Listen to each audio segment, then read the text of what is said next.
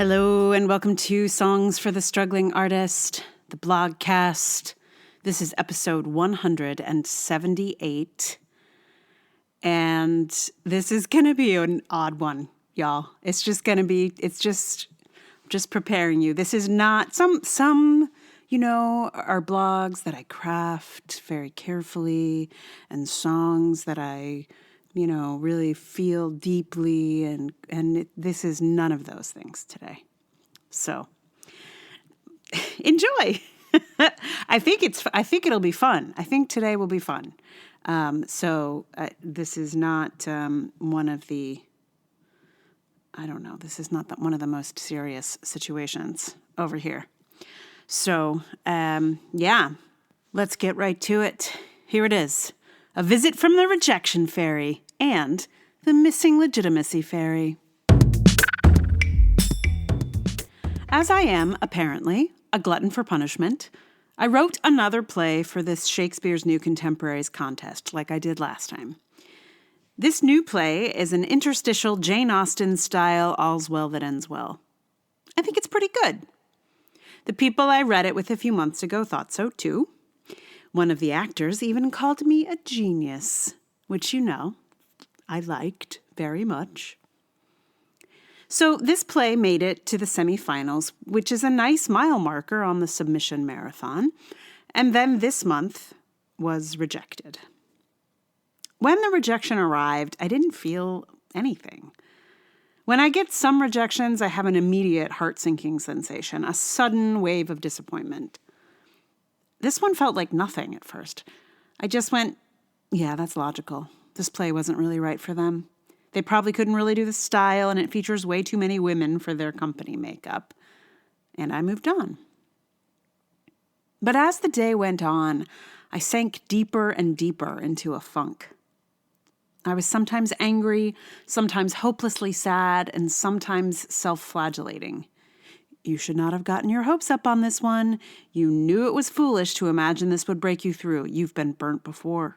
Don't get too close to that fire of hope. Stop. And it's not about this particular no.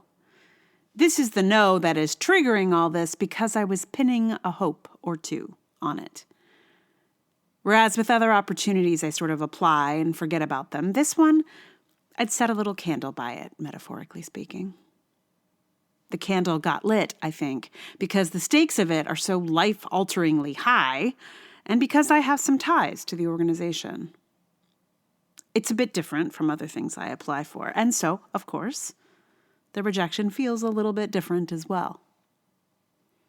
This particular opportunity, if one wins it, provides a production of the play and gives the writer more money than I've ever made in a year. Additionally, for me, it would also reunite me with my first theatrical employer and bring me back to my homeland. There's a lot to be desired in there. But even more than the money and the homecoming and the production, winning a prize like that would offer the kind of legitimacy as a writer that I have never known. You win a thing like that, and no one can deny that you are an actual playwright.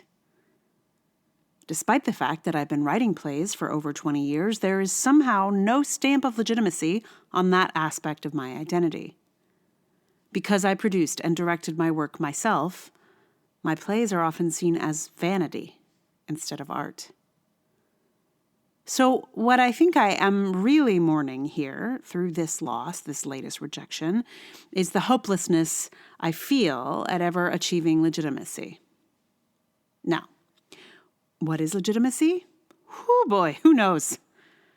If my MFA had been in playwriting instead of directing, would I be legitimate? I don't really direct anymore. Am I a legitimate director just because I have a master's degree? I write plays constantly. Am I not a legitimate playwright just because few people want to produce my work but me? I don't know where the Legitimacy Fairy lives, but I sure would like her to come visit and wave her wand over me. I know her magic doesn't last for very long, even when she visits, but still, a visit would be nice. Also, I must have really pissed off the Rejection Fairy because she's over here almost every day, kicking up dust and making me cry. If anyone knows the Legitimacy Fairy, would you make sure she has my address? In the case of this most recent opportunity, I didn't need the prize money, though of course I could use it. And I didn't need the homecoming, though that would have been sweet. But I needed some legitimacy like nobody's business, and I'm running out of ways to imagine getting it. Meanwhile, in other rejection news, in my attempts to up my rejections, I applied to a lot of residencies this year. 2 were almosts, which was nice, but the no's have been rolling in. I don't have anything to really say about any of them. You reject me in the wrong season, you don't even merit your own separate rejection post. Sorry. We received a record number of rejections this year. We regret we cannot take on all of them. But farewell to Oak Springs Garden Foundation, Jan Mikulášský Foundation, Blodell Reserve Creative Residency, Siena Art Institute, and New Harmony. I got a rejection notice that did not state who it was from. It was signed the submission team. And the body of the letter email was so generic, it really could have come from anyone. For a while there, I was submitting query letters almost every day, so there was a long list of possible senders. For a minute, I thought I was going to have to reply to ask who it was, but then I noticed a legal notice at the bottom of their email, and buried in it was the name of the agency. Boy, they really make you work for those rejections, don't they? See? Fun. I don't know what I was thinking, guys. I'm sorry. That was a terrible introduction to this rejection post. I'm thinking of what the song is going to be at the end of it, and I was thinking, oh, it's fairies. It's fun, but I forgot that it was, like, heartbreaking also. So, sorry about that. But maybe like it just having it sort of prepped as fun. Maybe it just feels fun anyway, even though I don't know that it really is. I'm sorry. I'm not re-recording that though, just because I don't know. It's a journey, right? Fun. It's a fun journey. Fun times. Yeah. So. The song that's happening here is, and the reason that I think this might be fun, now I'm questioning this as well, is so when I sent this blog out, when I posted it, one of my loyal readers / friends sent me a message including the song. His response basically to the blog was MC Hammer's Too Legit to Quit. Which spawned a very interesting conversation and also like caused me to watch the official video of Too Legit to Quit. And if you have not seen this video, I mean, I'm sure I saw it when it came out, but I don't remember it. And it is really quite magnificent in its madness. I mean, it's really long. It's like 15 minutes long. And has a whole intro to the song that features Jim Belushi, the guys from New Edition, Queen Latifah, like a whole bunch of other people now that I can't remember. But like every time another one came on, I was like, really? Like I want to say Harvey Keitel or something. It's bizarre. And James Brown plays an incredibly important role in this video. So. If you get an opportunity and you feel like watching some really just wild video from the 80s, 90s, I guess, early 90s. I want to say it's 1990, something like that. It's really something. Like your mouth will just be hanging open. Yeah. So and I realized that I in fact had to attempt to record Too Legit to Quit. I mean, at first I was like, okay, I'll just do something else. And then I was like, there's no other song about legitimacy that I can think of. It's not a thing anybody has ever sung about before, aside from MC Hammer, bless his heart. And I feel like there is a thing about quirky white girls doing rap that is I think it's a cliche of some kind that I am loath to jump in on. But I also feel like MC Hammer is not a rapper that anyone has ever taken seriously. At least I don't think so. He's sort of always been a little bit of a comedy act to a degree, I think. Is that very insulting to MC Hammer? I think he knows he's hilarious. Anyway, I don't know. But I sort of felt, because of that, I felt a kind of a freedom to just mess around with this. And because I was so sure that it was a terrible idea, I just was like, why not? Why like, it's good to challenge oneself. And I have a small enough listenership that very few people will ever hear this mad experiment. And if anyone feels, like this is a horror show and no one should ever hear it again, please let me know. I will promptly remove it. And I may not even include it in the sort of end of the year sum up of all the music that I send to my patrons.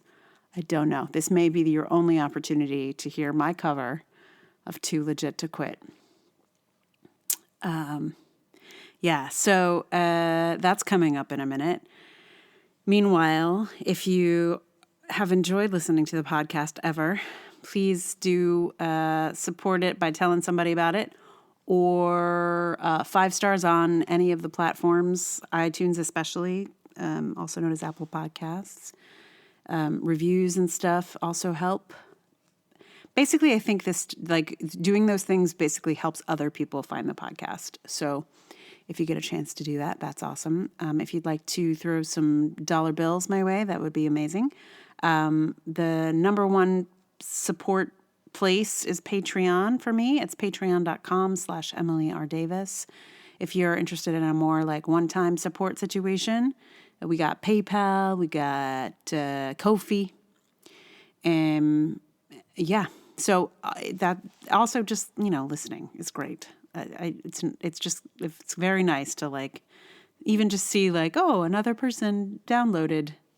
That's basically how I know people are listening. So thank you for listening. Right.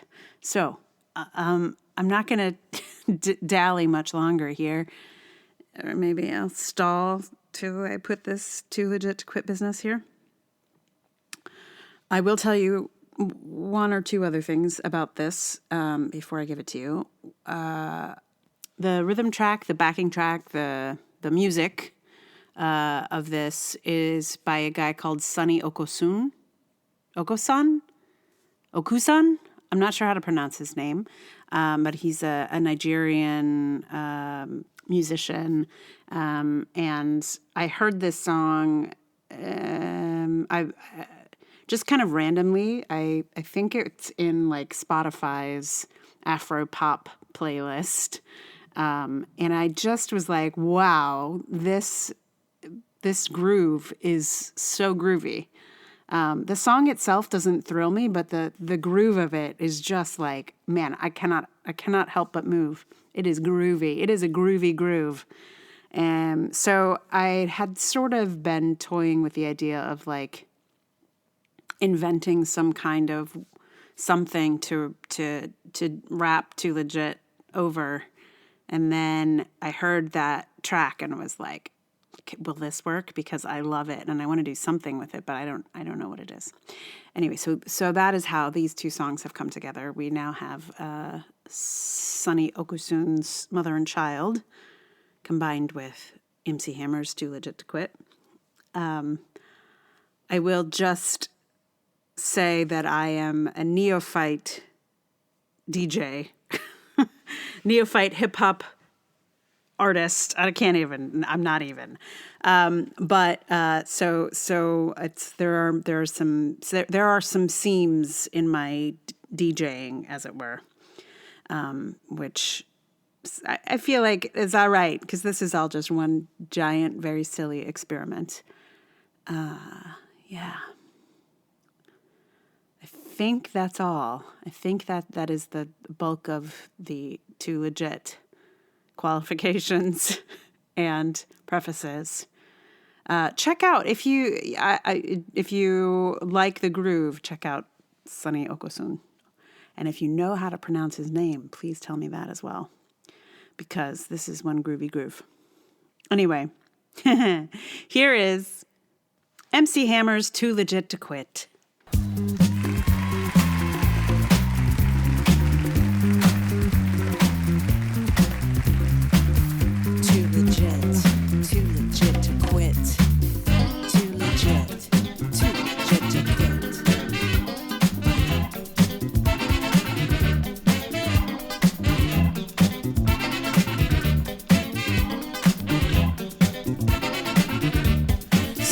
Running all over my chest. I don't quit, no, I just press harder than I ever did before. Going for the dreams that I haven't stored my mind. And I know that I'm making it, I gotta get mine. Nobody's taking it away. Cause Hammer don't play that. You try to get mine, boy, you better step back, freeze. Cause you don't want none. I hustle for my muscle and you look weak, son, yeah. I'm going for all that I can get. Kicked at the top cause I'm too legit to quit. Too legit.